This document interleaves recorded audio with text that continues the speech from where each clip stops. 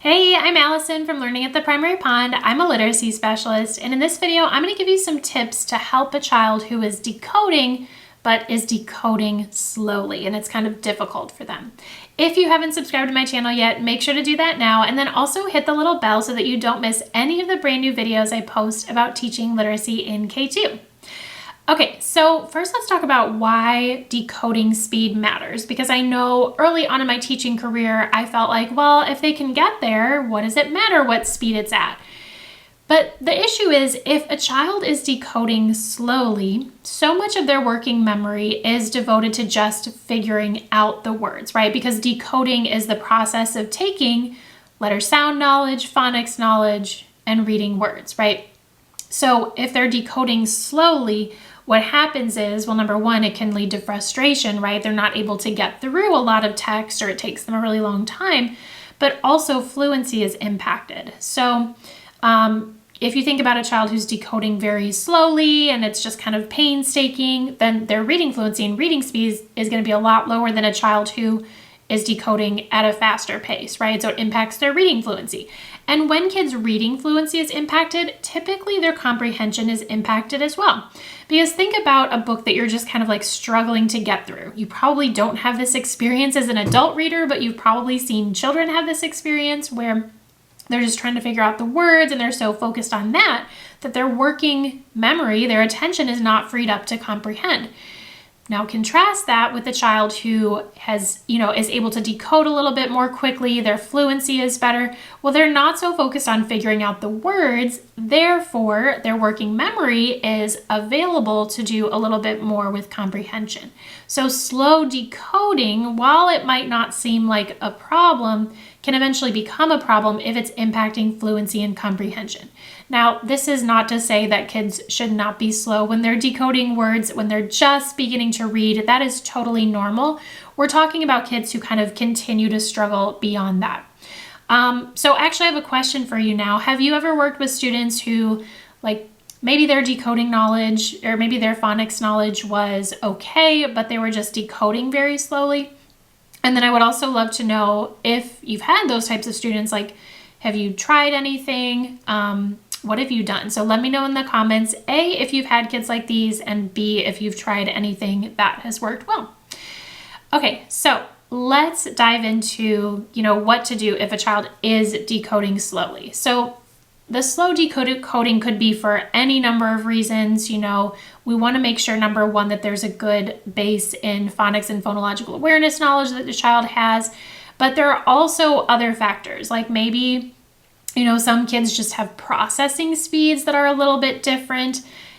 Vision or visual processing issues could be interfering. Maybe, they're just learning English as a second or third or fourth language, right? Maybe it's motivation. Maybe they don't, feel confident in their reading, and therefore they don't want to read as much. And so they just, they don't put a lot of energy into it. So slow decoding could really be for any number of reasons, but let's talk about some things that can help. So first and foremost, we want to make sure, again, that the phonics and phonological awareness, that quality, systematic, explicit instruction is happening. And then to kind of work on the decoding process some more, what I love to do is something called a blending drill. And there's different ways to set this up, but essentially what you've got are letters on cards, and you only put in letters and sounds that the kids have learned already.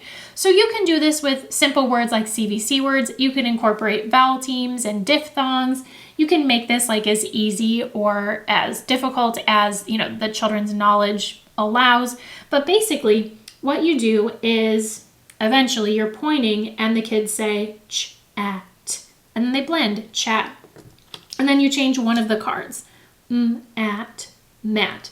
Now for those kids that need a little bit of help, or when you're first introducing this, you want to introduce it with the I do, we do, you do model. So if this were if we're at that point with my students, I might say, okay, my turn, listen, ch-at, chat. Now let's do it together, and then all of us say ch-at, chat. And then I'll say your turn, and then they go ch-at, chat. And yes, that was the same word 3 times, so I get that it's a little repetitive, but some kids, especially if they're struggling with decoding or they're just starting out, or even just learning how this works, that's what's needed. The I do, we do, you do. And eventually you just point like I did the first time and they say at chat. Then you flip a card, at Matt. And it's okay if you end up with nonsense words because the point is to practice decoding. It's a blending drill, right? So this is one way to help kids improve their decoding speed. And it's just repetition, right? Like you can do this a couple times a day. You can do it in whole group. You can do it in small group. But this drill does help a lot in building their decoding fluency. Something else that is very simple but really helps a lot with improving kids, decoding and the pace at which they decode is just rereading. So if you've got a page of words that they're reading, with a given phonics pattern or whatever, have them read it twice or 3 times. If they're reading a text, especially decodable text, have them read it more than once. And you can make it fun, right? Maybe they get to read with the tablet and they record it, or maybe they get to read to a stuffed animal, or maybe you incorporate some reader's theater, but that rereading is really helpful. Rereading, the same text or the same words is really helpful in building that fluency. Now, another thing that you want to think about is it's fine for kids to read word by word originally, but eventually you want to get to the point where they are kind of chunking and seeing parts of words because that can build fluency as well. So let's say you've got, you're working on maybe like some initial blends with L and you've got a list of words, flag, and then let's see, glad, right? And you've got a list of words like this, okay? And so the first time the children read the words, you can have them read like this, flag, right? So sound by sound, and glad. But then have them go back a second time and have them kind of chunk it. So instead of reading sound by sound, this time we can actually keep these together and keep these together. So it's like the onset and the rhyme. So this time we read flag,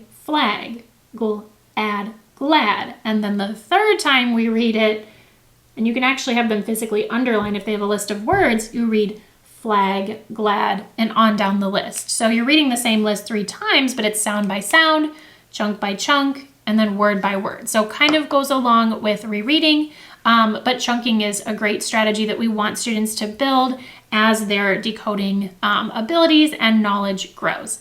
And then last but not least, fluent reading. We want to expose our students to fluent reading as much as possible. So teacher reading, right? Your read alouds. Maybe you're having them on a free website like Epic and they're listening to stories. Maybe they're listening to a peer read who's a little bit more fluent, right? Maybe they're reading along with a recording.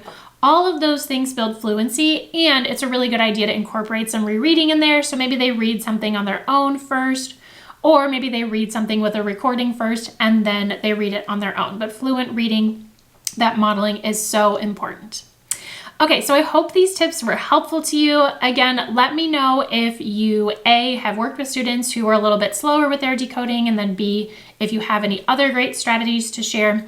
Of course, like I mentioned, phonics and phonological awareness is really that foundation of everything that you're doing with decoding, because if they don't have the underlying phonics and phonological awareness skills, like they can't blend the sounds or they don't know the sounds, then of course decoding is going to be difficult, right? So that's our foundation. If you want to learn more about my phonics program, From Sounds to Spelling, which gives kids that really amazing foundation and also gets them decoding, there's tons of helpful resources in there, lesson plans. It's super teacher friendly. I'm going to include a link for that program below. And of course, let me know if you have any questions. Thanks for watching. Again, I hope this was helpful. Don't forget to hit the like button, subscribe, and I will see you in the next video.